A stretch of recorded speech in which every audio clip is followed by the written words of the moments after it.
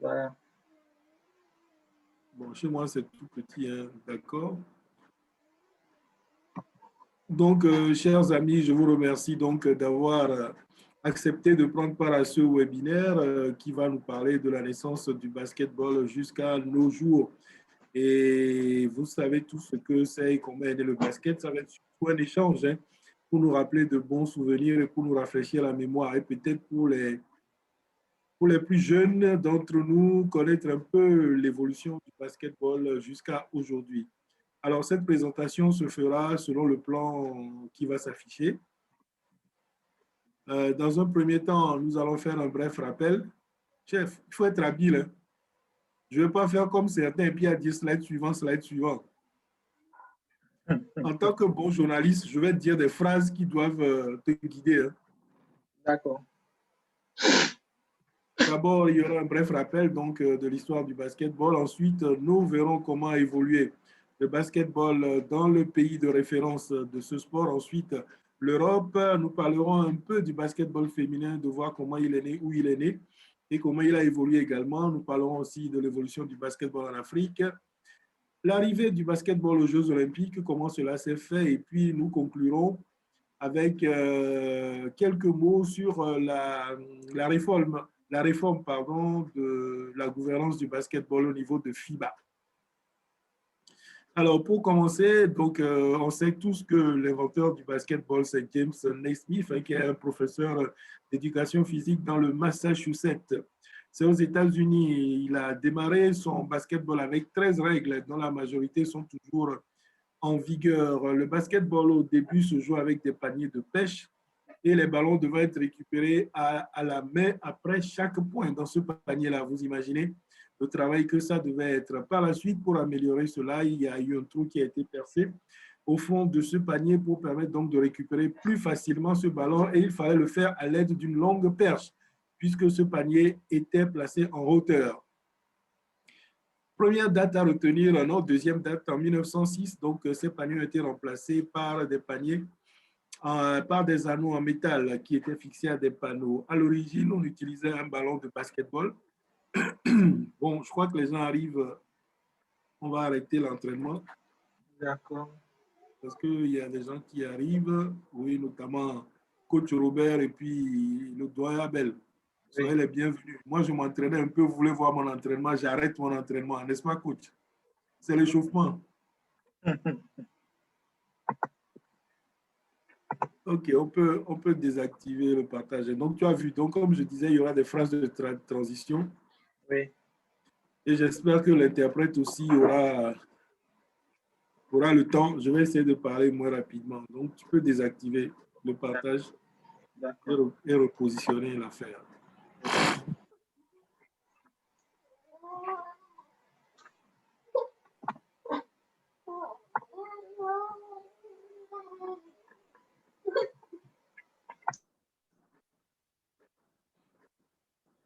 On va voir qui va gagner. Moi, j'ai tablé sur un maximum de 10 personnes. Vu l'heure et puis vu le thème, les gens vont dire que bon, c'est pas intéressant. On va dépasser ça. Ah bon, coach? On va dépasser ça. Au moins une trentaine. Non, on n'a pas eu beaucoup d'esprit. On n'a pas eu beaucoup d'esprit. Hein. C'est vrai? Oui. J'ai envoyé ça dans mes groupes aussi. Hein. Mais les gens ne se sont pas inscrits. Hein. Bon, peut-être aussi c'est l'heure à 20h. Ah bon, quand on fait 13 heures aussi, les gens disent qu'ils sont au boulot, qu'ils n'ont pas fini de faire la pause. Bon, je ne sais plus finalement. En tout cas, c'est un peu compliqué, vraiment. C'est compliqué, c'est un sacrifice à faire, mais bon, je ne sais pas. Oui. Peut-être que la semaine prochaine, il y aura beaucoup on va voir qui va gagner. Voilà. Bon, la semaine prochaine, le gars me dit, je crois que c'est 18h, heure de Paris, ça fait 17h. Que 17, là, c'est encore mieux. C'est bon, 17h? Oui. Là, 17h, c'est... Oui, là, au moins, certains sont en train de finir le boulot et puis, bon, au moins, ça permet de vite rentrer aussi. Voilà, donc c'est 17h. Ceux qui sont comme moi, connectés au service, parce que je peux me connecter qu'au service. Ah, tu vois, donc il y a beaucoup de gens qui ont souhaité le matin pour pouvoir se connecter à partir du service. C'est pour ça qu'on a mis ça à 13 heures. Mais il y en a qui ne sont pas, qui ne viennent pas. Mais comme c'est les relations entre la presse et les clubs et les sélections avec Malik Dao de Canal+, c'est sûr qu'il y aura beaucoup de monde. Oui, c'est clair. C'est un peu de sacrifice aussi, en fait. Voilà, c'est ça le problème. C'est un peu de sacrifice, oui.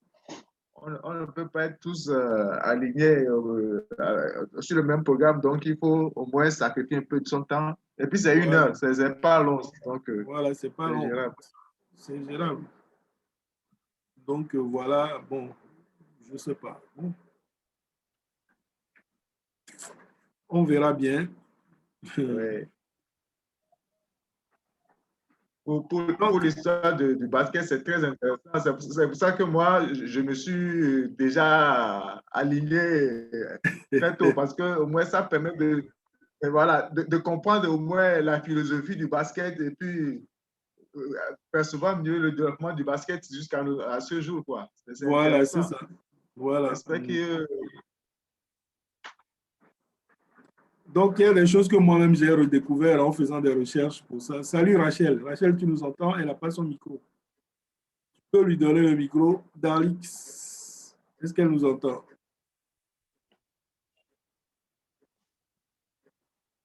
Non, pas encore. Oui, Rachel. Si tu peux donner le micro à Rachel. Oui, oui, c'est fait. D'accord, peut-être qu'elle n'est pas... Bon, apparemment. Bon. Comme dit Lamine Badian, il faut qu'on commence à l'heure. Donc, on va essayer de commencer à l'heure. Hein. 20h05:00, on démarre. Pour que ceux qui sont venus... D'accord. Elle nous envoie un message. On ne peut pas parler. Ah, ça y est, on t'entend maintenant. Oui, bonsoir Rachel, comment tu vas? Je vais bien, merci vous. Oui, ça va bien, merci, merci beaucoup. Merci d'avoir pris de ton temps pour participer. Bonsoir, coach Robert. J'espère que vous allez bien. Hey, merci Rachel. Merci à vous. Ça fait plaisir. Oui. Aujourd'hui, j'organise pour les autres, il y a plein de monde. Aujourd'hui que c'est moi-même là, on sera que 4 ou 5, c'est la honte. Ah, non, non, non, non. Non, non, non, non. On sera plus que 10, ça c'est sûr. D'accord, on fera les comptes à la fin.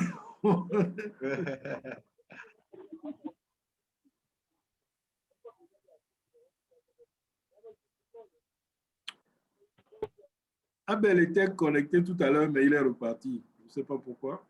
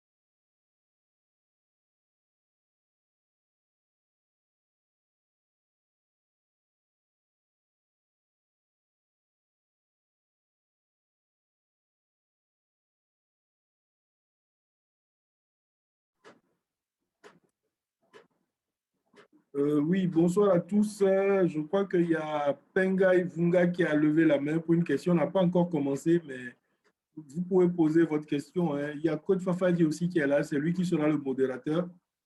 Donc, moi, je ne fais que présenter. Aujourd'hui, je suis dans la peau du présentateur. Donc, si tu peux donner le micro à Penga Vunga ou bien est-ce qu'il peut envoyer sa question par chat?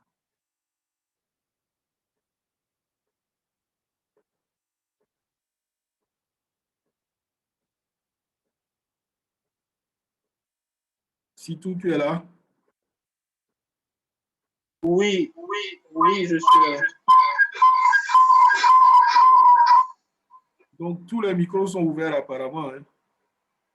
Donc, il faut refermer les micros et donner juste à Coach Fafadi et puis à Penga Vunga, puisque c'est Coach Fafadi qui sera le modérateur qui va introduire. Sonia aussi en ligne, je crois. Donc, moi, je vais me concentrer sur ma présentation. Je ne vous regarde plus, je regarde ma présentation.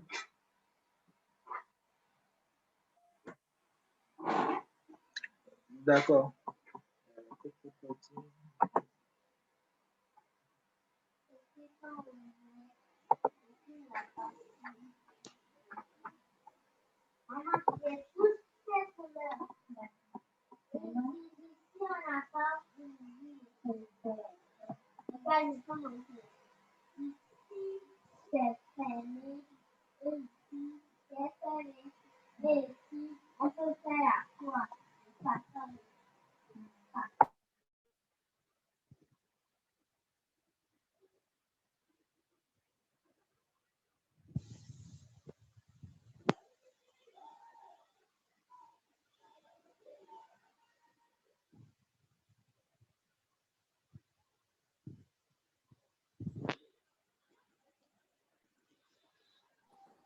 Yes, to Penga Vunga, I hope it will be a translation.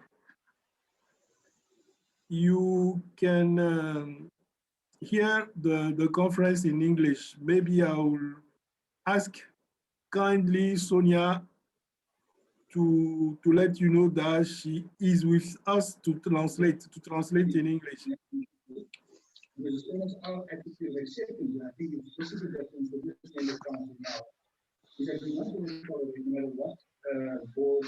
Vous pouvez fermer les micros des autres parce qu'on a des interférences, s'il vous plaît.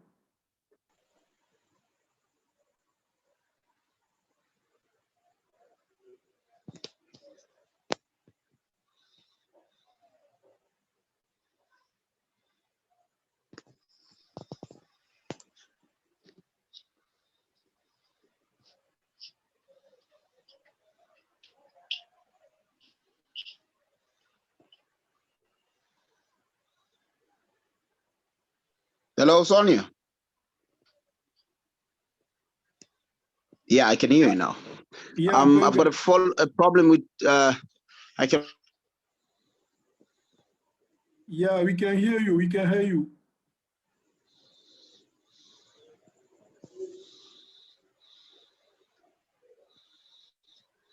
We have a colleague who kindly agreed to do the translation.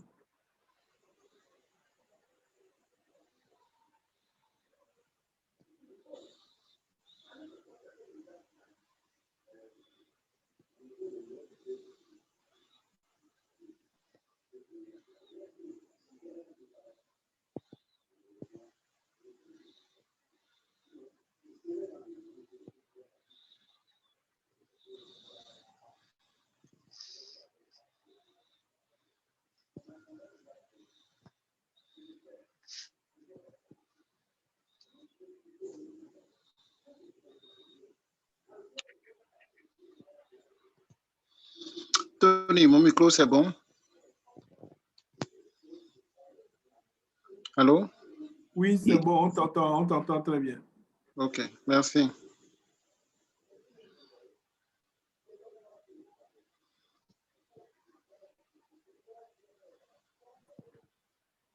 Donc, il est 20h00, hein. Dans 3 minutes, on peut démarrer.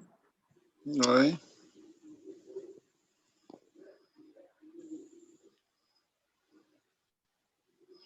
Sonia en ligne maintenant?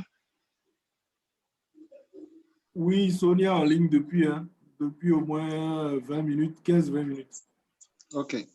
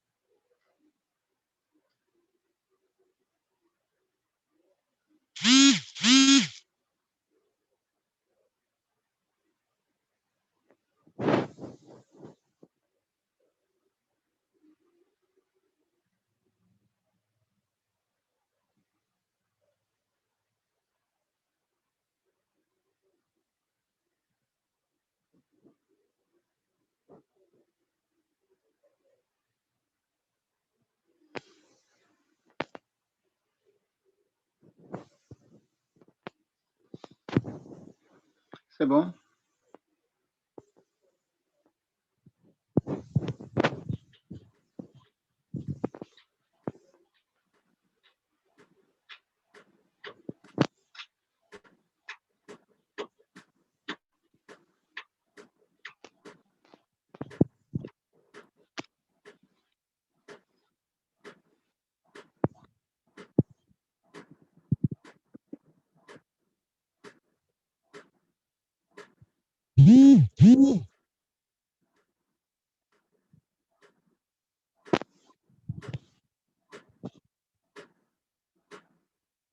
Yes, I can hear you.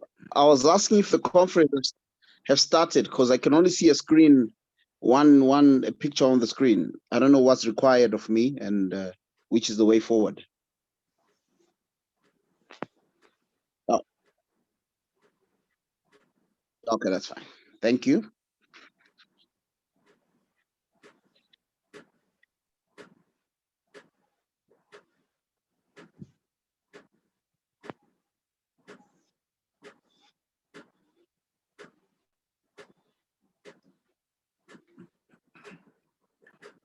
Foufali, je crois qu'on peut commencer, non? Il est déjà 20h, presque 5. Hein?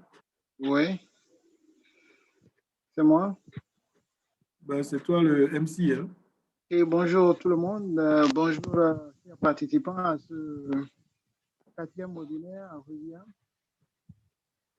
Et aujourd'hui, vous avez le thème, c'est le basketball depuis ses origines jusqu'à aujourd'hui, animé par notre ami, notre très cher ami Aïda Mega, président de la fédération, comme il dit en anglais, le président de la fédération nationale de basketball de Togo. On a des problèmes avec ton son. Ah, Là, c'est bon. OK. Donc, avec Monsieur Tony Dalmeda, nous allons suivre ce 4e webinaire avec la particularité aujourd'hui que c'est pour une première fois que nous allons intéresser nos amis anglophones. Et je crois qu'à partir de maintenant, nous allons faire nos interventions en français et en anglais. Bien, et à la tradition, notre chère amie Sonia et moi-même, d'enfant qui va servir de. Tony, sans plus tarder, je vais te donner la parole pour ta présentation et good job.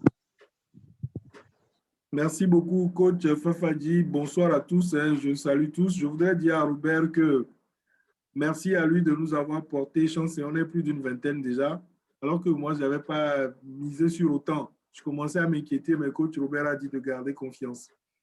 Donc aujourd'hui, nous allons parler donc du basketball, de sa naissance jusqu'à nos jours. Contrairement aux autres webinaires, bon, moi je vais faire une présentation, c'est un thème qui est assez vague, vous êtes tous des spécialistes, hein. Donc je vais faire une présentation qui sera sûrement incomplète et le but du jeu, c'est d'échanger et de nous aider les uns les autres à approfondir nos connaissances, à compléter ce que nous avons manqué, si vous en avez. Donc, c'est le but du jeu. Donc, la présentation d'aujourd'hui se fera autour des points suivants. Tout d'abord, il y aura un bref rappel donc, de la naissance globale du basketball. Ensuite, nous verrons son évolution aux USA, qui est le pays de référence donc, de ce sport. Nous passerons ensuite à l'Europe. Nous ferons un clin d'œil au basketball féminin. Nous parlerons également de l'évolution du basketball en Afrique. Nous ferons un focus sur le basketball et les Jeux olympiques. Et enfin, en conclusion, nous parlerons de la structure de FIBA, de la gouvernance donc, du basketball actuellement, et comment sont organisées les compétitions, sur quels critères et comment FIBA s'implique à l'endroit des fédérations nationales, tout en sachant qu'il y a un thème sur les fédérations nationales et leur organisation qui aurait dû être présenté aujourd'hui par le président de la Fédération nationale de basketball du Togo, mais qui a été donc pris à d'autres charges. Donc, ce n'est que partie remise. Cette présentation vous sera faite très prochainement. Alors, vous savez tous, hein, je ne vous ferai pas l'injure de dire que vous ne savez pas que l'inventeur du basketball, c'est James Naismith, qui est un professeur d'EPS dans le Massachusetts aux États-Unis, et il a inventé le basketball en 1891. L'objectif qu'il cherchait, c'est de trouver un moyen de permettre à ses étudiants de maintenir la forme pendant les hivers qui étaient très rudes à l'époque-là, et en faisant un peu d'exercice physique. Quand il a démarré, il a mis en place 13 règles, dont certaines sont toujours en vigueur aujourd'hui.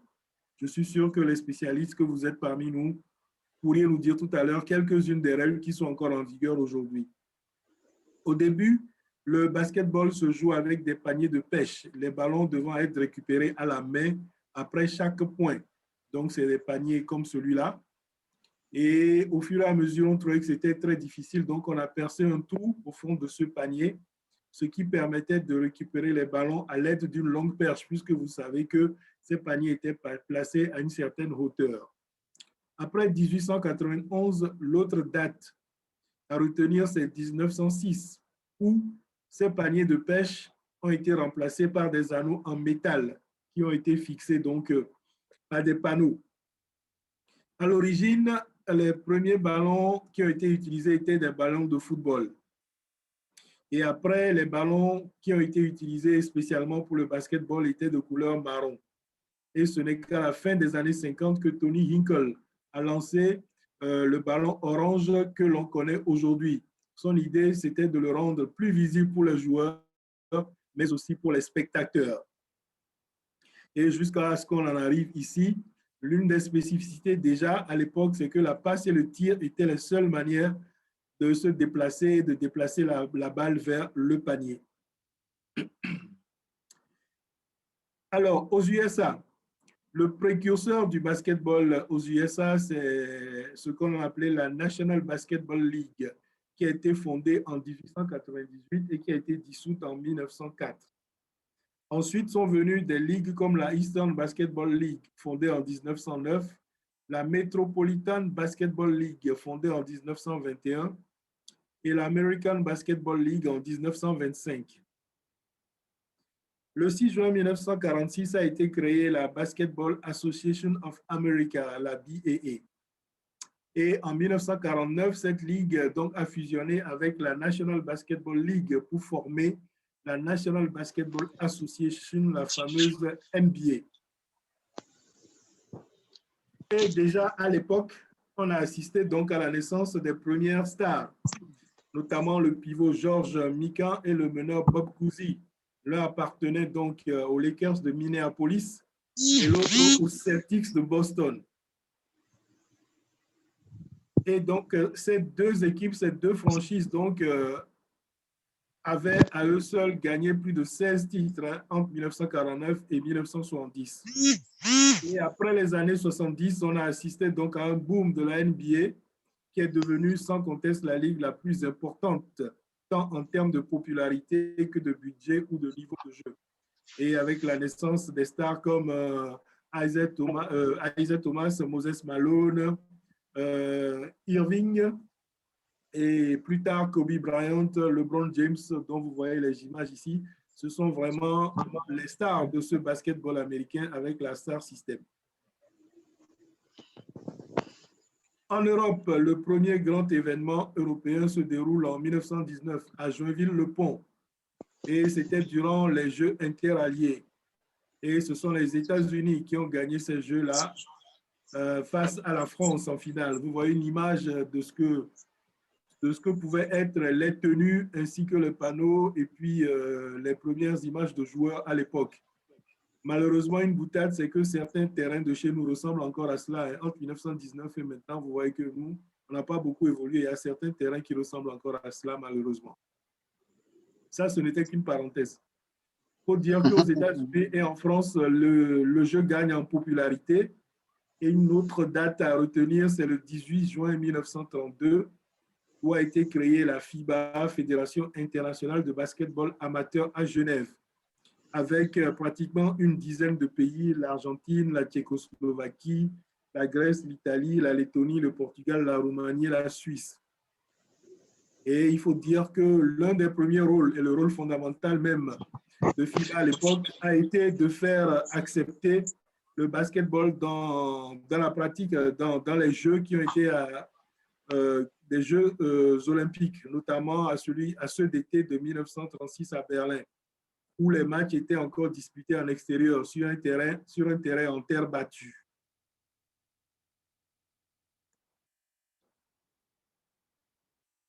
Le premier championnat du monde de basketball est organisé en Argentine en 1950 et 3 ans plus tard a lieu le premier championnat du monde de basketball féminin à Santiago du Chili.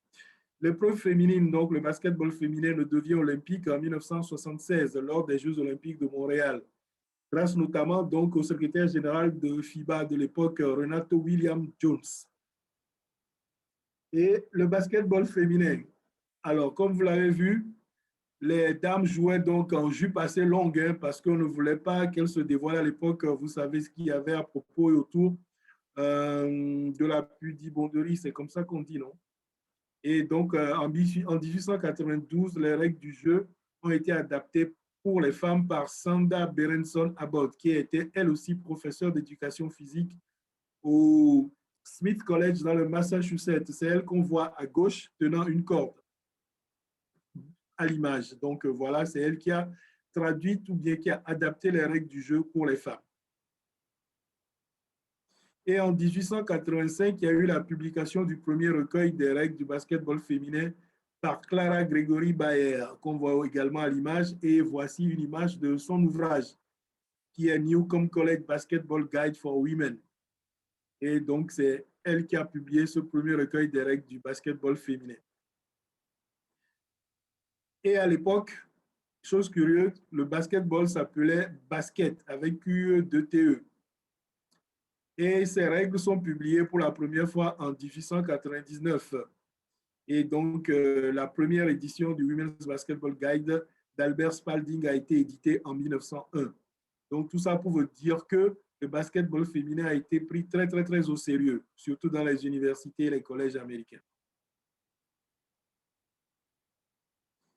Comme je le disais tantôt, donc, la pratique féminine était alors très mal considérée devant le développement du sport dans les lycées. De nombreuses études tentent de prouver les effets du basketball sur la moralité des jeunes filles et prônent son interdiction. Néanmoins, les Américaines remportent les tournois de démonstration du basketball féminin aux Jeux olympiques de 1924, 1928, 1932 et 1936. Et le basketball féminin donc accède à plus de reconnaissance dans la seconde moitié du XXe siècle, notamment la création du championnat du monde de basketball féminin en 1953 et du championnat d'Afrique en 1966. L'essor aussi se poursuit dans le sport universitaire américain et le premier championnat féminin NCAA a été joué en 1982. Quelques dates à retenir donc pour le basketball féminin. Il devient sport olympique en 1976 aux Jeux olympiques de Montréal donc. Et ce sport a été longtemps dominé par les États-Unis, 7 victoires et l'URSS 3 victoires, qui se sont partagés les 10 premiers titres mis en jeu. En 1997, la professionnalisation du basketball féminin a été constatée avec la création de la WNBA, qui a été bâtie sur le modèle de la NBA. Aujourd'hui, les championnes NBA sont les Storms de Seattle, je crois, oui, avec Sue Bird, et dont le nom qui était déjà une star à cette époque. Hein, son premier titre, elle avait gagné il y a 18 ans ou 14 ans, quelque chose comme ça. Elle en est à son 4e, qui constitue les 4 même de son équipe des Seattle Storms. Donc, les stars à l'époque, c'était Lisa Leslie, la première femme à dunker dans un championnat de basketball américain, Tina Thompson, Sue Bird, Diana Taurasi ou encore Candace Parker, qui sont les alter ego des Jordan, etc. au féminin. En Afrique, il y a bien sûr la sélection féminine d'Angola, qui a également régné pendant un temps sur le basketball féminin en Afrique. Et puis voilà, Lisa Leslie, pour vous montrer, c'est une géante du basketball américain féminin. Candace Parker, dont je parlais tout à l'heure. Et nous arrivons à notre continent, l'Afrique, où le basketball a été introduit donc au XXe siècle par les missionnaires et l'administration coloniale. C'est aujourd'hui le deuxième sport le plus pratiqué en Afrique. Et donc, sa naissance a commencé par la création de l'AFABA, l'Association des fédérations africaines de basketball, par 12 fédérations nationales africaines lors d'une assemblée générale constitutive au Caire. Et cette AG s'est tenue du 11 au 14 juin 1961. Et ces pays qui étaient présents pour la fondation et la création du basketball en Afrique, du moins, ce sont le Burkina Faso, l'Éthiopie, l'Égypte, le Ghana, la Guinée-Conakry, le Mali, le Maroc, la Libye, la Rhodésie du Nord, la Sierra Leone, le Soudan et le Togo, qui étaient représentés par Elliot Assa. Et il faut savoir que voilà une photographie que j'ai retrouvée de cette assemblée constitutive. Et à cette époque-là, à la création, c'est M. Abdelmonaïm Wahbi qui fut nommé président et Azer Ishak secrétaire général. 50 ans après sa création, la FABA devient FIBA Afrique en 2002. Et le nombre de pays qui était de 12 à la création passe donc à 54. Quelques dates clés de l'évolution du basketball sur le continent africain. Donc, en 1995, a eu lieu la première révision des textes qui étaient en vigueur depuis 1961 lors du congrès tenu à Alger en marge du championnat d'Afrique des Nations. Il y a également à retenir les 3 plans quadriennaux de développement 2002-2006, 2006-2010 et 2010-2014 qui ont été mis en place donc, pour redynamiser les instances, professionnaliser l'administration, améliorer la communication, etc. C'est donc une véritable réforme en profondeur donc, de la gouvernance donc, de ce sport en Afrique. Il faut également noter un deuxième congrès tenu en 1965 en Tunisie, où furent adoptés les statuts et le règlement unifié des compétitions et qui ont été utilisés pendant longtemps, avant donc 1995. Ensuite, mon technicien rêve un peu. Le 12e congrès tenu en 1997 au Sénégal, donc juste après le décès de Abdelazim Achri, qui avait été le secrétaire général de la FABA durant plus de 30 années. Ce congrès a vu l'élection du docteur Hamouda Yousri au poste de secrétaire général. Ce qu'il faut noter d'Abdelazim Achri, c'est qu'il a été une grande figure, un grand artisan du basketball africain et surtout égyptien. Et il a même donné pendant longtemps son nom à la coupe des vainqueurs de Coupe d'Afrique, qui s'appelait à l'époque la Coupe Achri. Autre date, en 1998 au Maroc, il y a eu la nomination d'Alain Ekra comme président en remplacement de Sey Moro, qui a été élu président de la FIBA. Sey Moro, c'est malheureusement feu, un père, son âme, il est décédé, donc il a été donc président de la Fédération sénégalaise de basketball, président donc de FIBA Afrique, président aussi du Comité national olympique sénégalais. Voilà, c'était un grand sportif qui est décédé l'année dernière, je crois. Ensuite, en août 2001 au Maroc, on assiste au 13e congrès de FIBA Afrique où Alphonse Billet a été élu secrétaire général et il est en poste encore jusqu'à aujourd'hui. Avec la nouvelle gouvernance, on fera tout à l'heure, il est même le directeur zone Afrique et région Afrique de FIBA. Alors, les pères fondateurs, rapidement leur nom, hein, je vous ai parlé de Wahbi, de Achri, Azer Ishak, de Jean Guigma du Burkina, de Yonekatou Tessema de l'Éthiopie, qu'on connaît bien, de Tommy Thompson du Ghana. Ensuite, il y a Assa Elliott du Togo, donc Mohamed Tara Ismaël du Soudan, Zayn El Abdine Basma de Sierra Leone, Ronald Joseph Boyle de Rhodésie du Nord, Ali El Fitouri de Libye, Boudjema Jdaini Larguet du Maroc, Gaussou Keïta du Mali et Richard Turpin de Guinée. Voilà donc ceux qu'on appelle les pères fondateurs de l'AFABA. Le basketball fait ses débuts aux Jeux olympiques lors de la 11e Olympiade à Berlin en 1936 et fait partie du programme de chaque édition depuis. Il a été inscrit comme sport de démonstration aux Jeux de 1904 à Saint-Louis. Le basket féminin, lui, entre au programme des Jeux pour la première fois, on l'avait dit tout à l'heure, en 1976 à Montréal.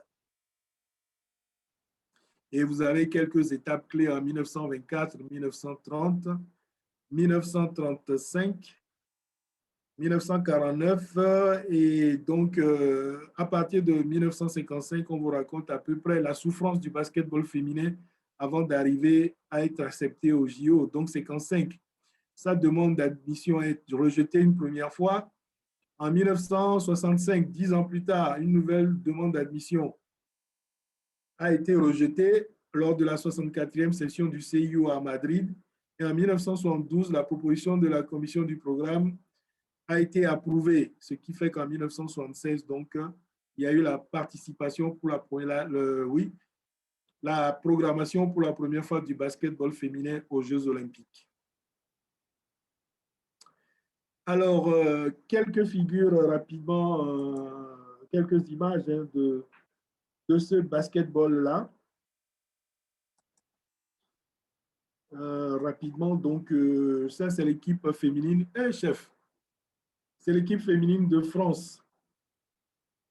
Donc, en 1953, avec quelques joueurs de renom. Hein, donc, voilà. Ensuite, nous avons comme autre image la FABA ou FIBA Afrique lors d'une de ces sessions, l'une des toutes premières. Ensuite,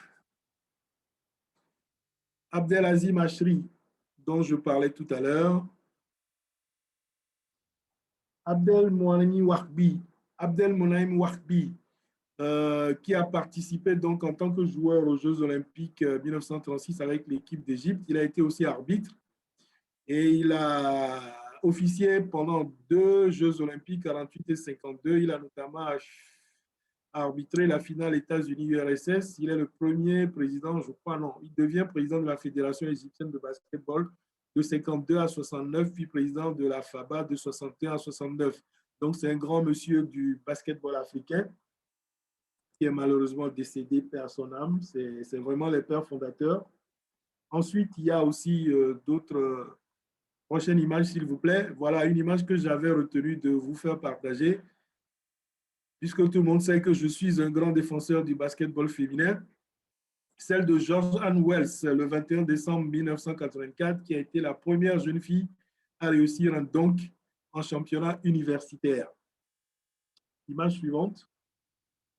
Bon, elle, c'est Greener, je crois qu'elle s'appelle Greener, c'est un des pivots des États-Unis actuels. Elle joue au Mercury de Phoenix Mercury. Elle est donc régulièrement en championnat. Bon, malheureusement, elle est un peu blessée. À cause de cette, donc, elle a des problèmes d'articulation. Elle a été blessée cette année pendant les playoffs qui se sont joués, donc, comme vous le savez, à huis clos dans la bulle d'Orlando, en Floride. Voilà Sei Moro dont je vous parlais, une figure emblématique aussi du basketball africain. On en a parlé tout à l'heure. Image suivante, s'il vous plaît. Et nous arrivons au président de FIBA Afrique actuelle, qui est le Mozambicain Hannibal Manav, qui a été donc depuis 2014 membre du bureau central et qui est également commissaire technique ou délégué technique. Il a également présidé la zone 6 de FIBA Afrique. Donc, il est à gauche. À droite, nous avons Aman Nyang, qui était tout d'abord trésorier général de FIBA Afrique. Ensuite, il est passé ministre de son pays. Bon, il a été aussi président de la Fédération malienne de basketball. Il a occupé pratiquement tous les postes jusqu'à celui de FIBA, président de FIBA Afrique. Et il est depuis l'année dernière, je crois, président de FIBA Monde, après en avoir été vice-président en tant que président d'une zone. Une équipe aussi qui a marqué l'histoire du continent africain, ça c'est l'équipe version 2017, c'est l'équipe d'Angola qui est la plus titrée, plus d'une dizaine de titres à lui seul. L'équipe d'Angola avec des noms que vous connaissez tous, je ne vais pas vous faire l'injure de vous citer. Ensuite, l'équipe du Nigeria, un pays à fort potentiel, un pays avec des talents partout dans le monde, qui n'a commencé à s'imposer que dans ces récentes années sur le continent africain. Ensuite, nous allons voir l'équipe sénégalaise, qui est l'équipe la plus titrée sur le continent, devant la RDC qui a 3 titres. Le Sénégal doit avoir 6 ou 7 titres continentaux, sinon plus. Ensuite, les Nigérianes qui ont pris la relève, qui sont donc à 3 titres, doivent être avec l'Angola, la seule sélection à avoir réussi un back-to-back, peut-être avec le Sénégal aussi, je me souviens très bien. Un back-to-back, donc le Nigeria a réussi 2017 et 2019. À chaque fois, je crois, en battant le Sénégal en finale. En conclusion, pour tenir dans la demi-heure qui m'a été gentiment octroyée par Fafadi, donc en conclusion, je pourrais vous dire que FIBA, le basketball dans le monde a beaucoup progressé, beaucoup évolué, depuis les règles du jeu jusqu'aux techniques et même à la gouvernance. Et depuis 2017, donc, la structure a changé avec une période de qualification de 2 ans pour la Coupe du monde de basketball. Prochain slide, s'il vous plaît, technicien. Prochain slide, pas le premier. Voilà la structure de FIBA. Donc, il y a 215 fédérations nationales membres, plus de 140 équipes qui disputent des matchs à domicile et à l'extérieur pour se qualifier parmi les 32 équipes qui doivent dorénavant participer aux Coupes du monde avant la venue de la COVID. Et puis, la qualification pour les Jeux olympiques se fait au travers de la Coupe du monde et des tournois pré-olympiques. Les championnats continentaux se déroulent tous les 4 ans maintenant, 2021-2025, mais la COVID a tout chamboulé pour le moment. Un nouveau système de compétition, donc voilà, et puis des représentations de développement marketing dans les régions et pays stratégiques. Je vous ai parlé des bureaux régionaux avec les directeurs de bureau régional Afrique, bureau régional Amérique, etc. Donc voilà la nouvelle structure de la gouvernance de FIBA Afrique dont je vous parlais donc. Et il y a une élection directe par le congrès des membres du bureau central qui compte parmi ses membres des représentations de la NBA cette fois-ci et des joueurs. Donc voilà à peu près comment la structure de FIBA donc, a évolué. On peut passer à la slide qui parle de la stratégie de la nouvelle gouvernance et des programmes de développement des fédérations nationales membres par FIBA Afrique. et également du basketball tri-on-tri, qui est la discipline urbaine de la FIBA, qui est donc en vogue et qui est un des piliers forts du développement du basketball mondial actuellement. Et nous aurons également un webinaire consacré au basketball tri-on-tri. Prochain slide, s'il vous plaît. Voilà, merci de votre aimable attention. 21h30, je crois que je suis pile poil dans le temps. J'espère que je n'ai pas été trop vite pour Sonia pour la traduction. Et Mr. Penga Vunga, I hope you follow us. Thanks to Sonia for the translation. Merci à tous. Et puis, les débats sont ouverts. Hein. Tout le monde peut intervenir. Ce n'est pas un cours magistral. C'est sûr que j'ai oublié beaucoup de parties. Il y a peut-être des erreurs qui se sont glissées. On va pouvoir échanger et puis se compléter les uns et les autres. Parce que la qualité des gens que je vois connectés qui participent à ce webinaire me fait croire que ça va être très intéressant. Merci, Coach Fafadi.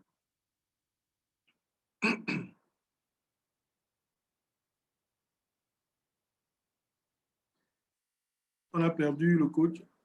Oui, je disais que je te remerciais parce que pour cette brillante présentation.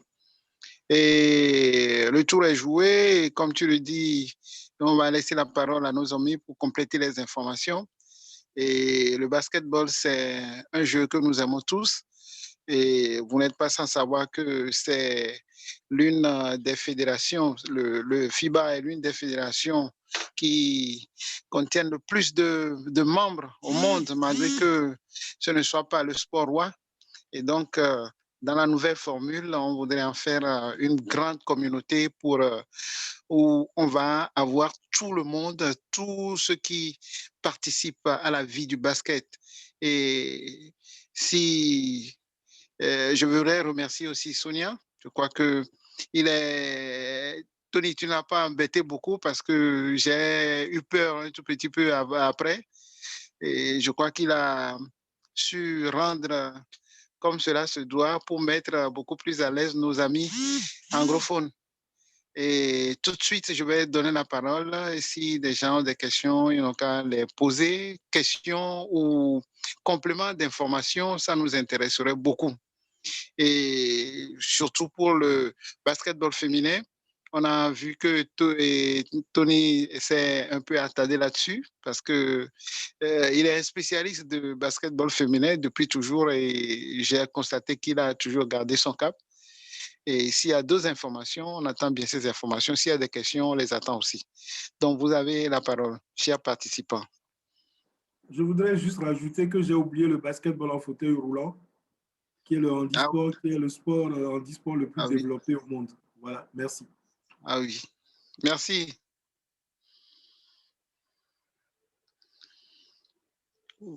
On ouvre les questions. Oui, bien sûr. Ça peut être par chat ou bien vous levez la main ou bien vous ouvrez votre micro, vous demandez, vous levez la main. Et puis, je crois que le technicien va vous passer la parole. Bon, si tout, tu peux arrêter le partage. Hein.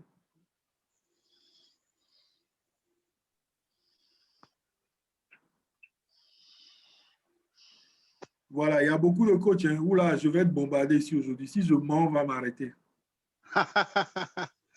Heureusement pour toi, tu n'as pas beaucoup menti. Hein? Ah oui. Des questions, des apports? Oui, il y a Adodo John Do qui a levé la main, donc je vais ouvrir le micro. Oui. Oui, donc il peut poser sa question. Monsieur, oui, The Big Lion. Salut, coach. Salut. Salut, président Tony. Oui, coach, salut. Comment tu vas? Ça va, on rend grâce. Merci pour le... Ah, on est en confinement. Ah, ça, on est reparti dedans. Tu as eu la chance qu'on n'a pas étendu ça aujourd'hui. Vraiment, on espère qu'on revient vite aux activités. Donc, je suis coach John Dodo. Je suis à Tour-la-Ville, à côté de Cherbourg. Moi, il y a une question qui me taraude toujours et que je profite pour poser un peu à tout le monde. Je vois aujourd'hui beaucoup d'émergence du 3 contre 3. Peut-être c'est moi qui pense ça. Hein. Au début, je pense que ça prend plus le pas sur notre habituel 5 contre 5. Et j'aimerais savoir pourquoi ce engouement aussi sur du 3 contre 3. Merci. Merci. Tony? Non, on peut prendre d'autres questions, une série de questions, sinon ou bien on Ah, répond aux questions par question. Je propose de prendre une série de questions, c'est plus facile. OK. À moins qu'il y en ait plus. Aux participants, est-ce que vous avez d'autres questions? Oui, bonsoir. Fafadi.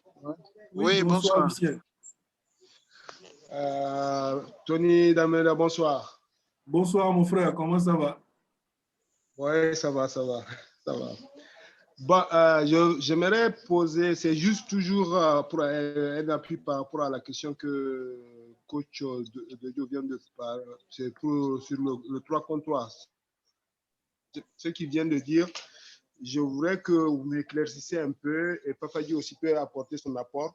Par rapport au 3 contre 3, c'est vrai que c'est déjà bien parce qu'il y a une progression. Si on remarque dans la sous-région, dans notre zone, il y a une progression. Mais qu'est-ce que nous sommes en train de remarquer? Je suis en train de remarquer, c'est qu'on commence à délaisser un peu le 5 contre 5 au profit du 3 contre 3. Ce qui fait qu'on néglige on est en train de négliger le 5 contre 5 pour donner plus de poids au 3 contre 3, alors que le 5 contre 5 est beaucoup plus mondial et même le 3 contre 3 est mondial, mais il faut qu'on essaye de donner, de ne pas trop donner, comment on appelle ça, trop donner. Maintenant, bon, excusez-moi, quel est le mécanisme qu'il faut prendre pour qu'il n'y ait pas plus de poids sur le 3 contre 3 et ne pas délaisser le 5 contre 5?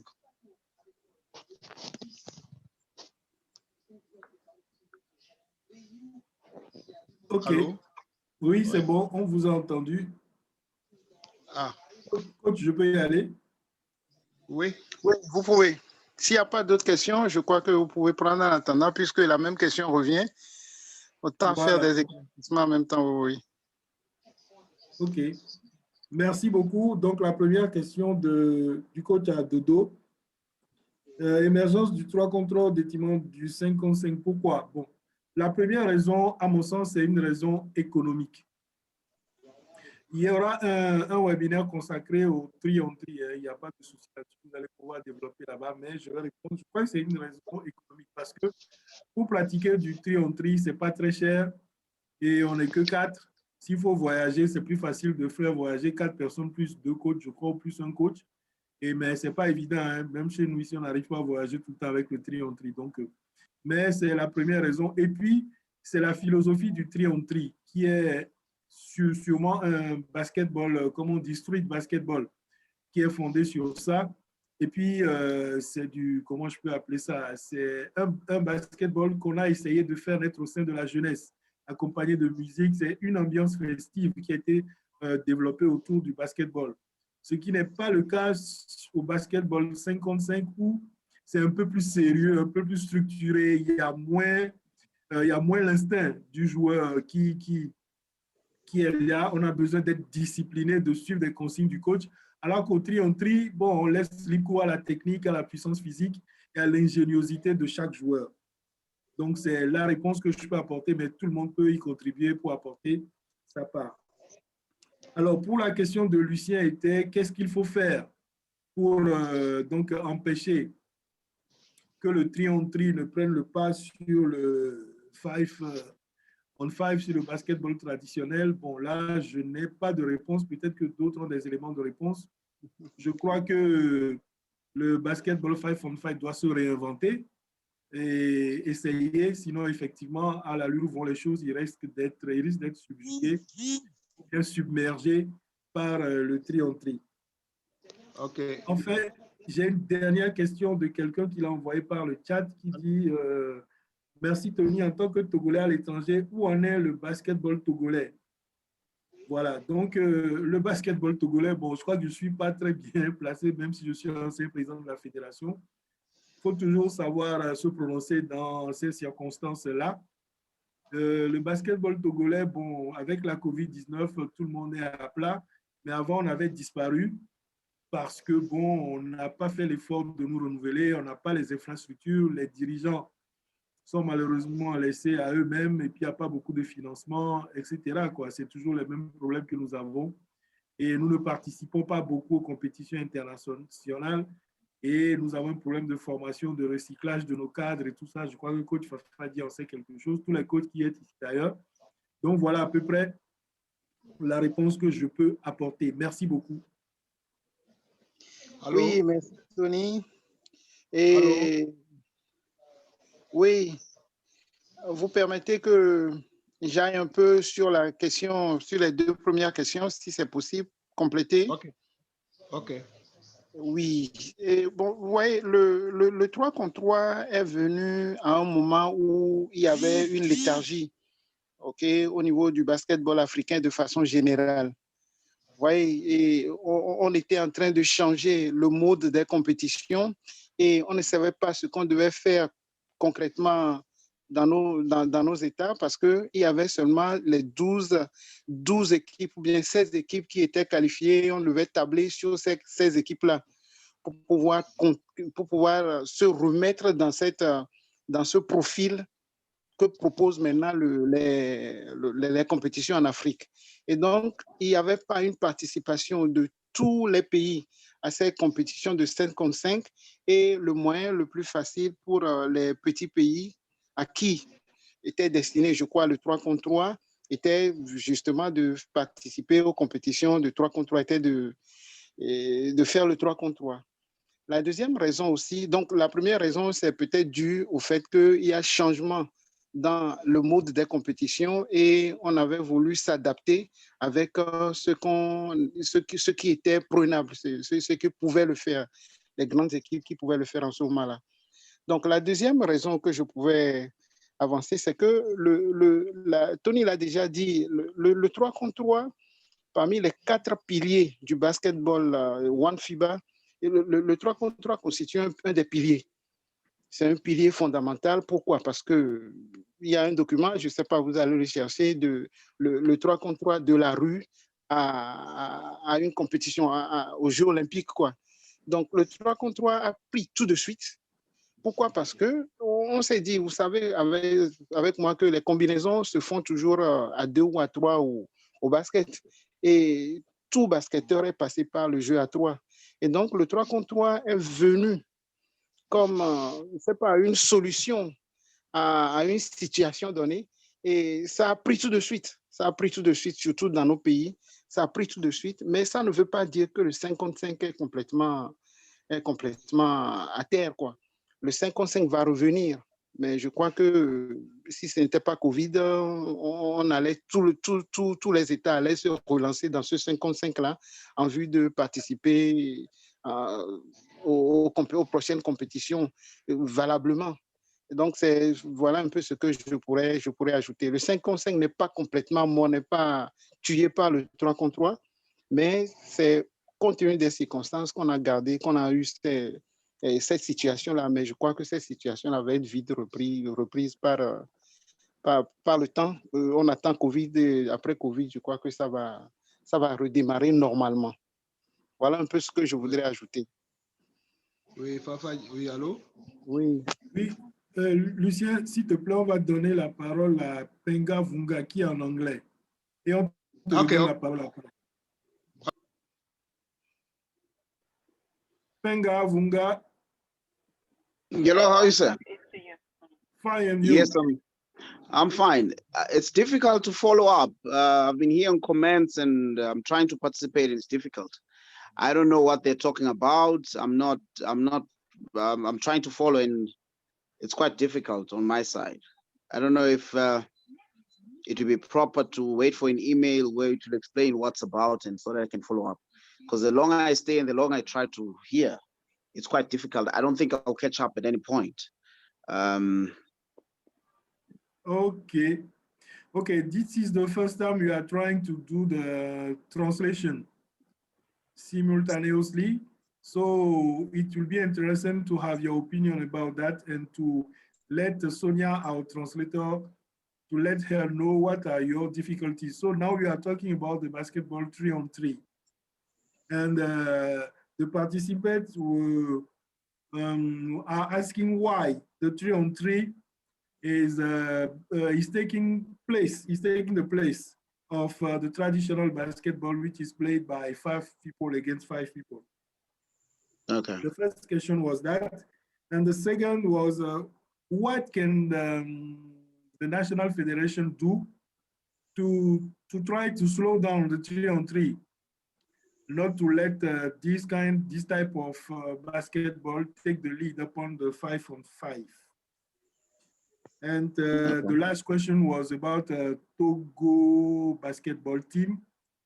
And people want to know who is the, how can I say, the position, the ranking, and what about the basketball in this country? That was the topic for the 10 last minutes. Okay. All right. Okay, thank you for your patience. Okay, no, that's fine. I'll carry on listening and then I'll catch up as we go along. Okay, thank you very much. Thank you, sir. Coach Fafadi, je te redonne la parole pour Lucien. Il y a le doyen Pierre aussi, Tono, il y a beaucoup de mains levées. Hein. Je crois que c'est tout. Oui, et je crois qu'il faut prendre les questions. Il faut être réveillé. Hein. C'est tout. Il y a coach Robert Ajavo aussi qui a levé la main. Il y a beaucoup de mains levées. C'est tout. Il faut être plus vif hein, pour donner la parole tout le temps aux gens. Sinon, les gens vont être déçus et baisser la main.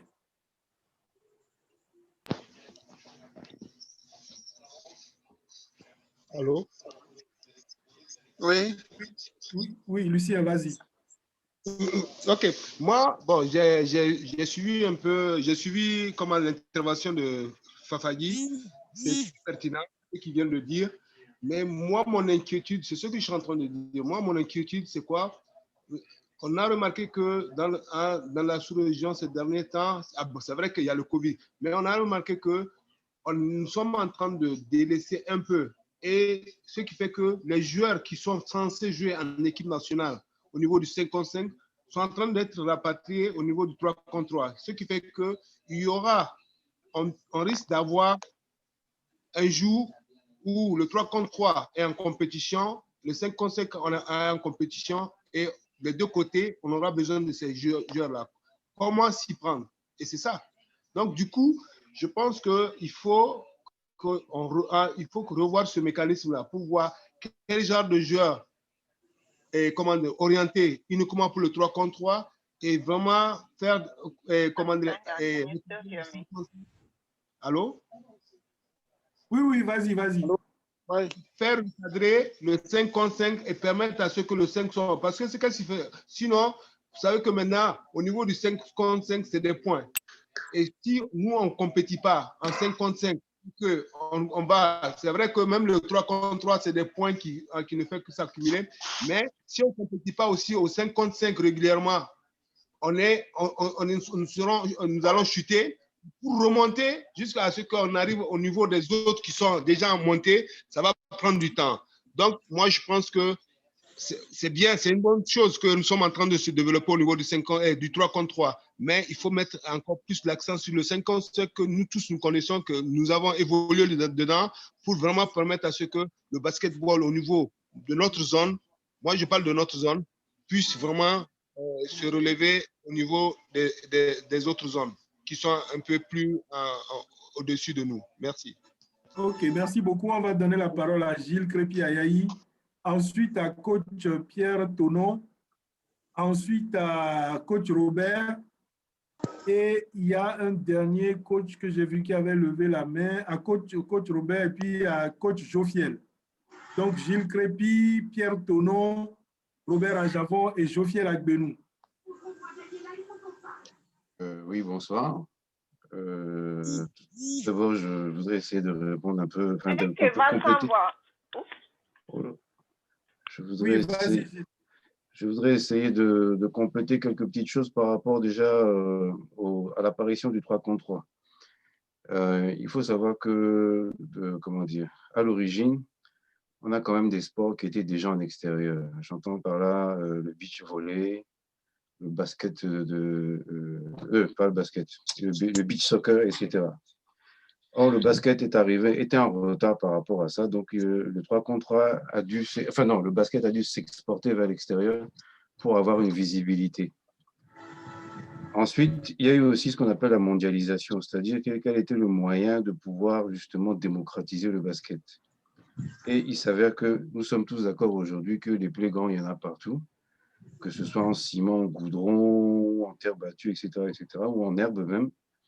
Donc, la pratique s'est faite ainsi, ce qui fait qu'aujourd'hui, je peux vous dire que des pays comme la Mongolie sont très bien, ont un bon ranking mondial. Ce qui peut être assez extraordinaire quand on sait qu'ils devancent même des pays comme l'Espagne et la France, par exemple. Ça, c'est pour comment dire, expliquer un petit peu l'arrivée du 3 contre 3, on va dire, en mode vraiment, on va dire, fulgurant.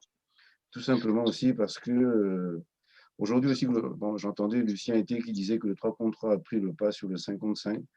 C'est vrai que aussi c'est un bon raccourci. Hein. Il faut reconnaître que c'est plus rapide de se montrer au 3 contre 3 et de monter dans le ranking mondial qu'en passant par le 5 contre 5. Maintenant, je voudrais aussi donner quelques espoirs à ceux qui défendent le 5 contre 5, comme moi aussi d'ailleurs.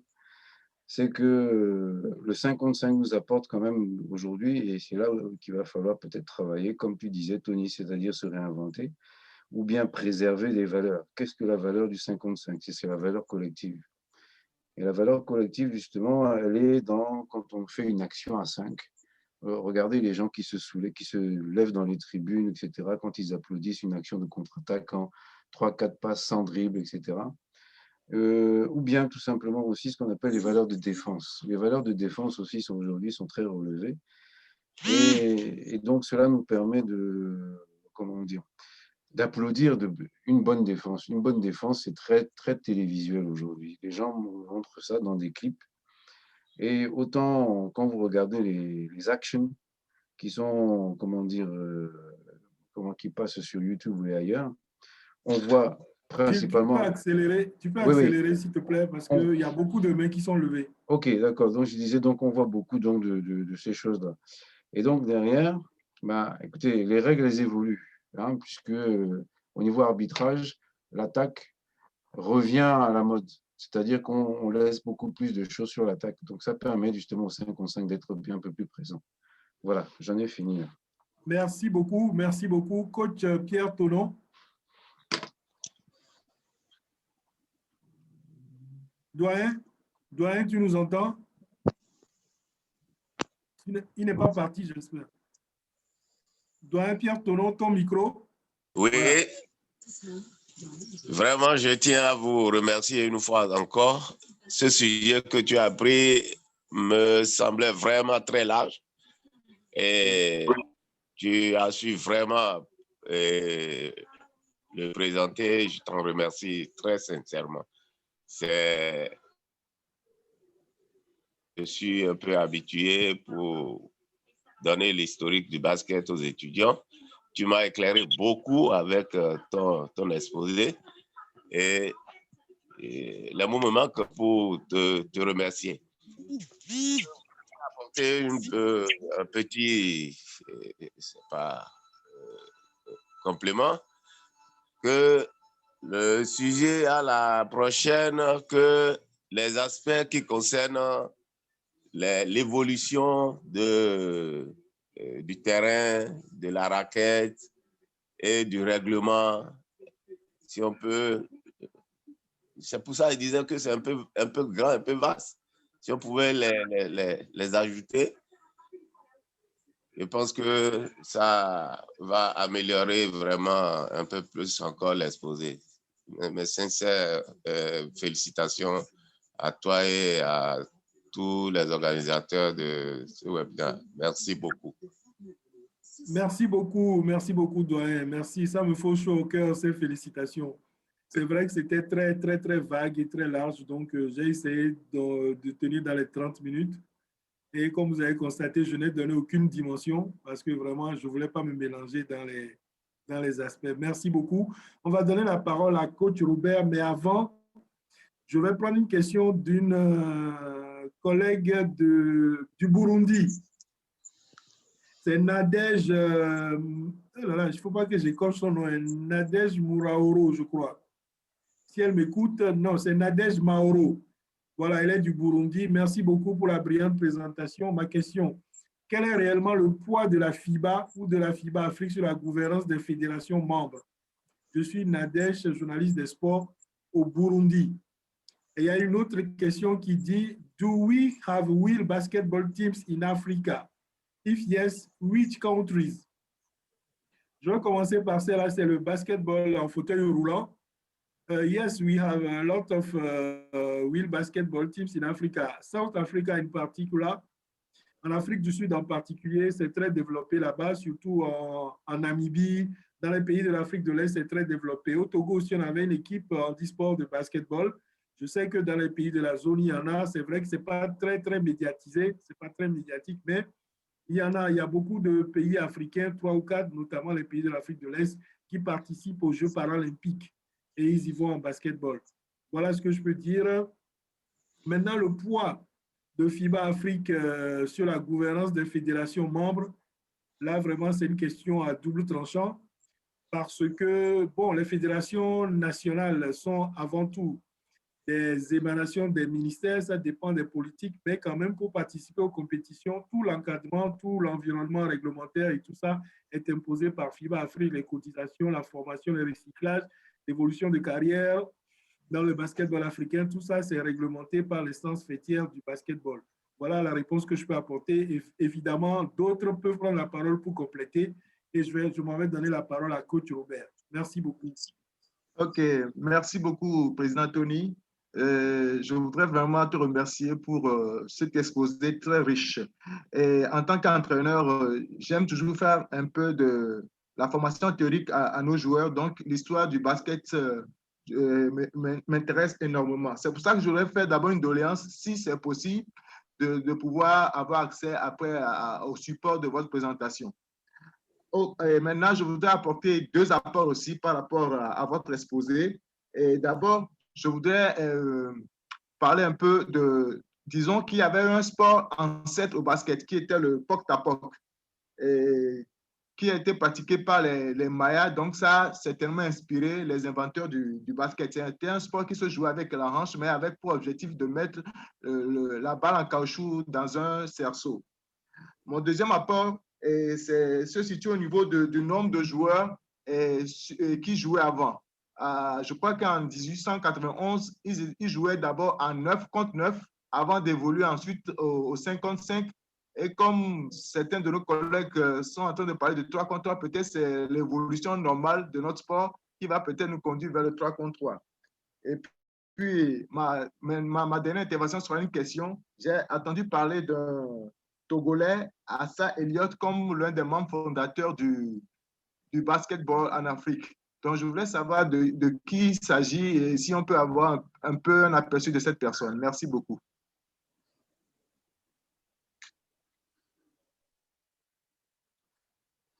Merci beaucoup, coach Robert. Oui, Fafadi voulait parler, sinon je vais donner la parole à Jofiel. Oui. Oui, d'accord, oui. Et Jofiel n'a qu'à poser sa question d'abord. D'accord. Jofiel? Coach Jofiel Agbenou? Oui, alors bon. J'espère qu'il n'est pas parti. Oui, bonsoir. Bonsoir, Président. Oui, bonsoir, Président. Oui, bonsoir. Oui, merci. Oui, merci pour pour le thème que vous avez eu à développer. Et comme Robert, moi aussi, je serais intéressé d'avoir la version, enfin le support qui vous a permis de pouvoir faire la communication. Alors, maintenant, ma question, moi, je voulais rebondir un peu sur le basketball féminin. Et je suis heureux d'attendre que vous accordez une importance au basketball féminin. Alors, dans votre développement, on a compris que le basketball féminin a connu un essor sans précédent dans les autres pays. Mais par contre, au Togo, ça peine à décoller. Alors, ma question est de savoir comment faire pour intéresser les filles à la pratique du basketball au Togo. Surtout quand quand nous constatons qu'au niveau du championnat senior, il n'y a que 4 clubs qui participent au championnat, alors qu'au niveau des garçons, il y a 12. Comment faire pour intéresser les filles à la pratique du basketball au Togo? Merci. Merci beaucoup. Oui, Fafadi. Non, merci beaucoup. Je voudrais te donner la parole puisque c'est toi le présentateur et s'il y a des compléments, on apporte. D'accord, merci beaucoup. Je vais commencer par la question sur Assa Eliot. J'ai cherché ces photos fatiguées. Bon, j'ai demandé à certains anciens, je sais que c'est un ancien au même titre que le Stache Hunjo, tous ceux qui ont été à l'origine, hein, c'est parmi les premiers clubs, hein, les clubs comme Asba, tous ceux qui sont nés avec le basketball à motiver. Donc, il fait partie de ces glorieux anciens-là. Donc, j'ai tout fait pour essayer d'avoir une de ces photos pour vous montrer, mais je poursuis les recherches. Ça a été, bon, un des points négatifs à ma recherche quand je préparais cette présentation. Donc, il est très connu hein, par les anciens qui ont assisté à cela. Voilà ce que je peux dire sur lui. Ensuite, le support de présentation n'a pas de problème.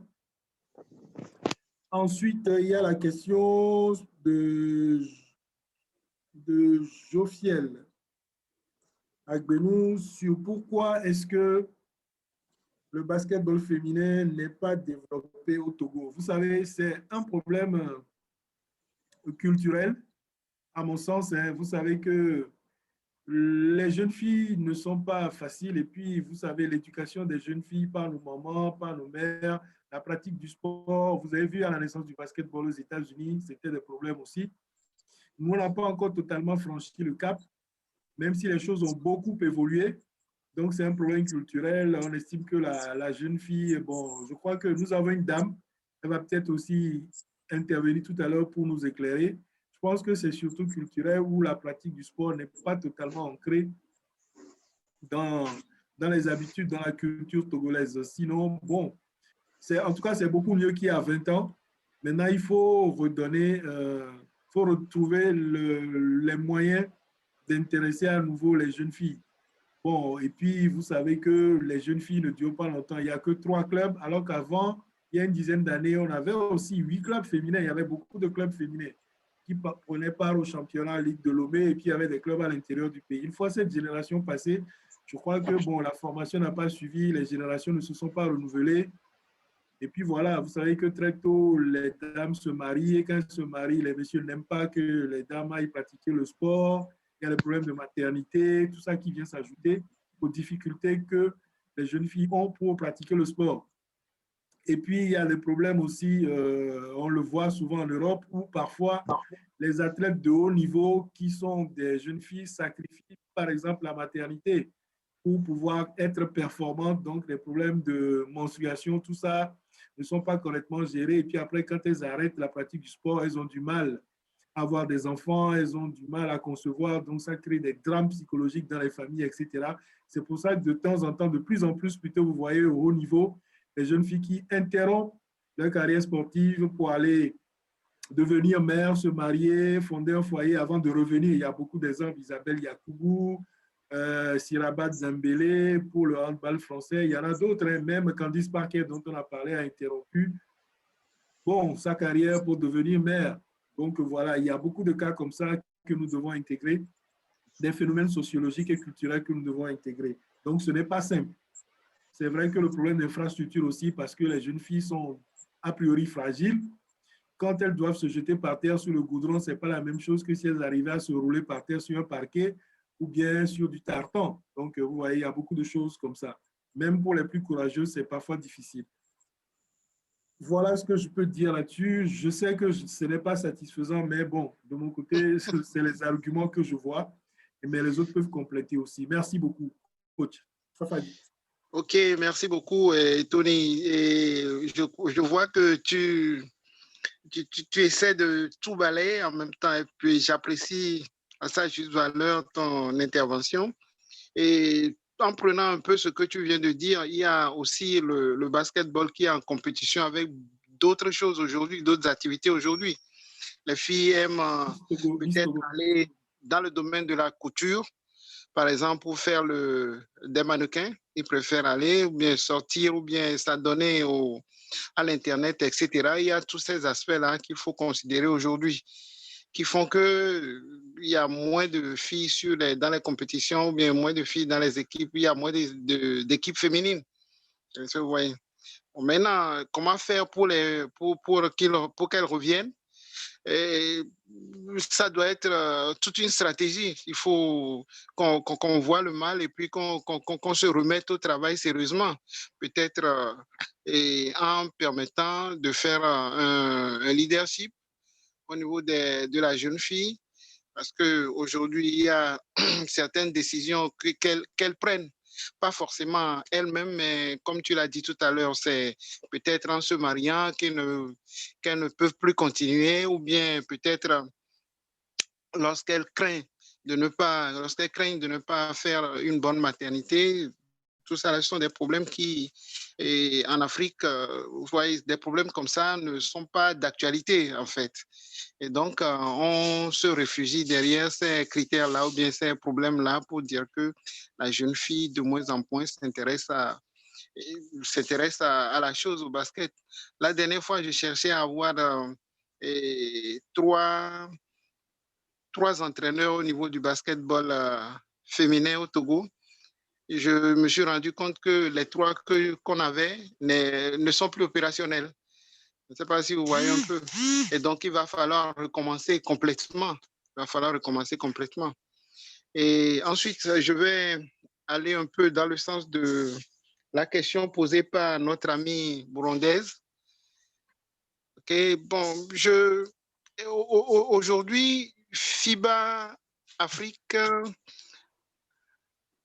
doit jouer avec les fédérations nationales. Vous voyez, avec le One Basket, le principe a changé un tout petit peu. Avec le One Basket, on considère les fédérations comme étant des membres directs de FIBA, pas seulement de FIBA Afrique, mais de FIBA Monde. Et donc, en tant que tel, c'est des programmes qui sont organisés depuis FIBA, OK, pour les fédérations nationales. Et FIBA travaille, je crois, beaucoup plus directement avec les fédérations nationales en passant par le biais des fédérations, en passant par le biais de FIBA Afrique. Donc, aujourd'hui, FIBA Afrique, lorsqu'elle doit intervenir dans la fédération nationale, doit avoir une combinaison de structures, ou bien doit avoir une relation avec FIBA Monde. Si bien qu'en partant du fait que chaque pays ou bien chaque fédération nationale devient membre de FIBA, on a une organisation qui fait que le poids de FIBA Afrique, qui consiste à organiser les compétitions comme cela se doit, existe, mais on fait en sorte qu'il y ait tout un développement des fédérations nationales, mais organisé depuis FIBA Monde, pour répondre un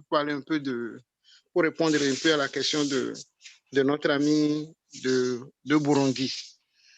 Ensuite, j'ai apprécié l'intervention de notre doyen, M.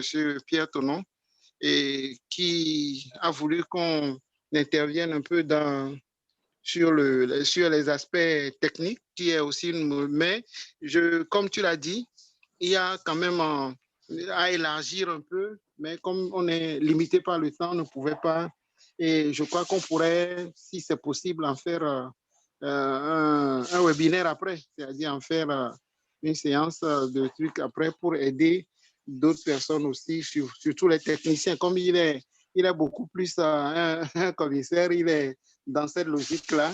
Et donc, ce serait quand même intéressant qu'on organise après un webinaire dans ce sens-là. Et je comprends un peu notre ami Lucien. Je le comprends un peu parce que il faut dire, je crois, Gilles voulait parler de comment ça se passe, comment le 3 contre 3 se passe en France. Mais ce qu'il y a maintenant, ce qu'il faut comprendre, c'est que... C'est Adodo qui veut en parler. Il veut parler à la fois du basketball féminin et sur le 3 contre 3 en France. Ce qui est intéressant ici, c'est que, et je crois on a vu ça avec l'équipe de Madagascar, où un championnat est organisé au niveau du 3 contre 3, en parallèle au championnat du 55. Et là, ils sont arrivés quand même à juguler les deux. Si vous êtes au 3 contre 3, je crois que vous n'êtes pas forcément au 5 contre 5. Et il y a justement, je crois, une petite bagarre entre les deux. Mais je crois que c'est là où il faut en venir après. Faire en sorte que celui qui est spécialiste du 3 contre 3 soit dans le 3 contre 3 et celui qui veut faire le 5 contre 5 fasse le 5 contre 5. Mais il ne faut pas aboutir à deux fédérations, je crois, mais il faut qu'au niveau de la même fédération, on puisse associer et le 3 contre 3 et le 5 contre 5. Voilà un peu ce que je voudrais ajouter. Merci à Dodo. Oui, je continue dans la lancée de coach Fafadi. C'est exactement ça ce que je voulais dire, c'est pas faire deux fédérations, mais c'est tout simplement qu'en France, ils ouvrent le championnat 3 contre 3 à tout le monde. Et au fait, je ne sais pas, quelqu'un l'a déjà dit, je pense que c'est Lucien, si je ne me trompe pas, les gens qui sont sélectionnés en une équipe nationale ou voilà, de leur pays, c'est soit en 5 contre 5, soit en 3 contre 3, mais jamais les deux. Je ne sais pas si vous me suivez. Donc, au fait, ils ouvrent le championnat 3 contre 3 et 5 contre 5 à tout le monde, mais celui qui se développe plus en 3 contre 3, il va plus aller jouer dans une équipe nationale 3 contre 3, et celui qui se développe plus en 5 contre 5, il est en 5 contre 5. Il ne fera jamais les deux. Donc, je pense que c'est à ça. J'ai eu cette discussion il y a 2 ans ou 3 ans avec M. Conrad Dabovi, que vous connaissez tous, ceux qui sont togolais plutôt, et j'ai essayé de lui expliquer ça, qu'un joueur de 3 contre 3 ne peut pas développer son basket sur un 55. Ce n'est pas possible. Ce n'est pas la même chose. Ce n'est pas la même technicité. Ouais. Et les coachs, je pense qu'ils vont me rejoindre là-dessus. Ce n'est pas la même chose. Parfait. Oui, coach. Donc, pour un petit sur le basket féminin, quand tu as la chance de voir beaucoup de choses, tu peux faire quelques observations. Je pense qu'aujourd'hui, que ce soit au Togo, au Bénin, au Burkina, je pense qu'on a les mêmes problèmes au niveau féminin. Et le président, le président, M. Tony, il a touché le point, c'est que les femmes, à un moment donné, oui, par rapport au mariage, tout, mais en France, ce que j'ai remarqué, et comme vous l'avez bien cité, il y a Yacoubou qui a mis un thème, il y a une tranche d'âge. Et je pense que c'est là où, en Afrique, il faudrait qu'on arrive à travailler là-dessus, en rentrer dans l'esprit et changer les mentalités. Je pense que travailler avec les jeunes filles jusqu'au niveau de 30 ans, c'est possible. Et en France, la plupart des professionnels, ils arrêtent leur carrière, on va dire, peut-être j'exagère au niveau de l'année, mais je pense entre 28, 29, 30, elles font leur pause pour concevoir, et après elles reprennent. Et je pense que en Afrique, on n'a pas encore cette mentalité-là. Et je pense qu'il faut qu'on reparte à la base, retravailler et essayer d'apporter un peu plus à ces jeunes filles et leur dire vous pouvez avoir des enfants après 30 ans, parce que je pense qu'on a peur en Afrique de dire après 30 ans, on ne peut plus avoir des enfants. Et je pense, c'est que mon avis, c'est que mon avis, et c'est pour ça que je voulais le dire, il faut qu'on travaille là-dessus. Nous, en tant qu'éducateurs, en tant que coach, il faut qu'on travaille là-dessus. Comment aider ces jeunes filles, que ce soit sur le côté sportif et sur le côté éducatif, à leur dire, mais vous pouvez aussi développer un côté sportif jusqu'à un certain âge et après avoir vos enfants. Voilà, c'était mon apport. Merci à tout le monde. Merci à toi aussi. C'est assez constructif, ton apport. Merci. Tony, est-ce que vous avez d'autres questions? Il y a Lucien qui lève encore la main. Après lui, s'il n'y a pas d'autres questions, on va clôturer parce qu'en France, il est 22 heures. Chez les amis d'Afrique centrale et de l'Est, au Burundi, au Rwanda, il est aussi 22 heures, sinon 23 heures. Okay. Donc, on va donner la parole à Lucien. Lucien, si tu peux être bref, ça nous arrangerait. Oui, je serai un peu bref. C'est par rapport au basket féminin. Donc, vous savez très bien que moi, je suis un coach les dames, ça fait pratiquement toute ma carrière de coaching, je l'ai fait avec les dames. Donc, du coup, ce que vous venez d'exposer, d'abord. Allô, on l'a perdu. On l'a perdu. On l'a perdu. De connexion. Oui. Point de connexion. Oui. Sûrement. Bon, y a-t-il... Ah, il est revenu. Allô? Oui, vas-y. On t'avait perdu un moment. Ah, d'accord, je suis là. Donc, du coup, qu'est-ce qui s'est passé? C'est le mariage. Dès que la fille a le bac ou bien un truc, du coup, c'est le mariage. Donc, j'en ai vécu les cas dans mon club où j'ai perdu pratiquement en une année, j'ai perdu au moins 4 à 5 joueuses dans le mariage. Donc, du coup, c'est très difficile au niveau après le problème culturel, c'est très difficile parce que il faut que maintenant, moi, ce que je suis en train de dire, peut-être qu'au Togo, c'est beaucoup moins par rapport au Niger. Pourquoi je dis que c'est moins? Parce qu'au niveau du Togo, au moins, on arrive à comprendre, on arrive à encourager les jeunes filles de temps en temps à aller faire du sport. Mais c'est quoi? C'est maintenant mettre des mécanismes pour les encourager à se développer dans ce sport-là. Mais si, en commençant ce sport de basket, et qu'après, d'autres personnes les orientent encore sur une autre piste pour dire, bon, va essayer ça aussi, ce qui fait qu'ils sont désorientés, ils vont aller. Mais moi, en général, ce que je souhaiterais, et je veux le partager pour que même au Togo, qu'on puisse le faire, ce que je souhaiterais, à ce qu'on mette certaines approches au niveau des jeunes de 12 à 13 ans, des jeunes filles de 12 à 13 ans, les encourager et expliquer aussi aux familles que voilà, si la jeune fille, on l'encourage et qu'elle devient temps, voilà ce que ça peut rapporter, que ça ne va pas infecter ses études ou bien quelque chose. Moi, c'est ce que je suis en train de faire comprendre à pas mal de familles quand je les approche par rapport à leurs filles ici pour les expliquer. D'autres arrivent à comprendre parce qu'ils se disent que, si ça n'affecte pas les études, ils arrivent à comprendre et laisser leurs filles à venir au sport. Ce n'est pas tout le monde, mais c'est ce que je suis en train de faire. Et je pense que je suis en train d'adapter un peu la méthode au niveau des Maliens.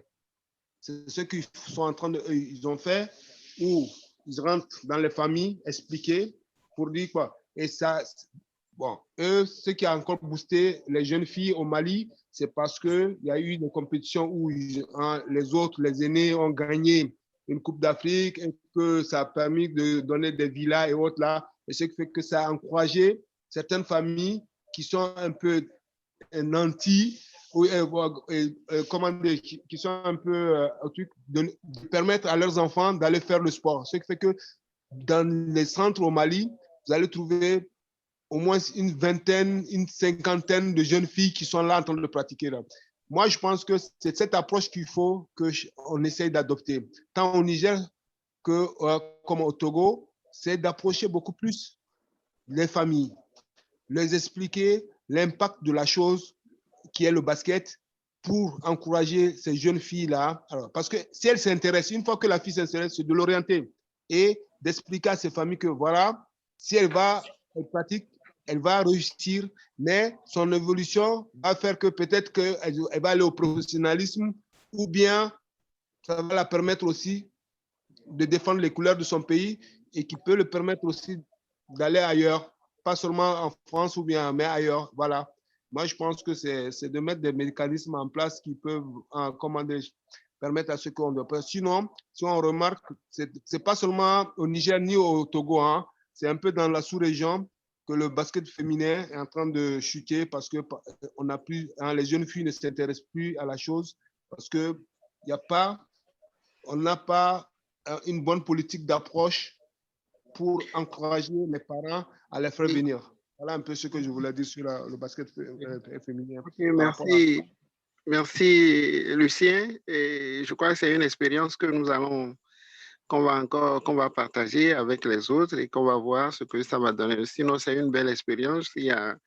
Déjà, on en avait parlé On en avait parlé ici un peu avec et notre doyen ici, Feu Trinan Séraphin, Si, on en a un moment. qui avait fait cette expérience-là, qui a toujours marché. Voilà. Bien, Tony, Oui. avec est-ce que je peux vous donner la parole pour conclure? Oui, on va donner la parole à Gilles Crépi Ayaï qui a demandé la main et on va conclure après si tu permets. Ah, d'accord.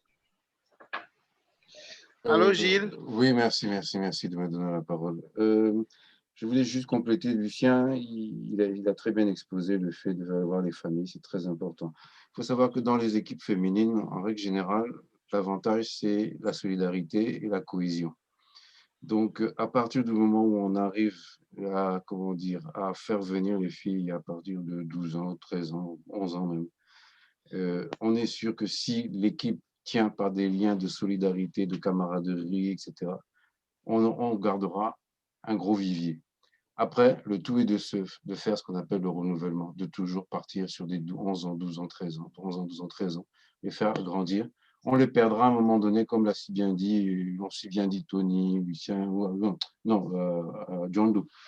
Voilà. C'est vrai que la maternité, les études, etc.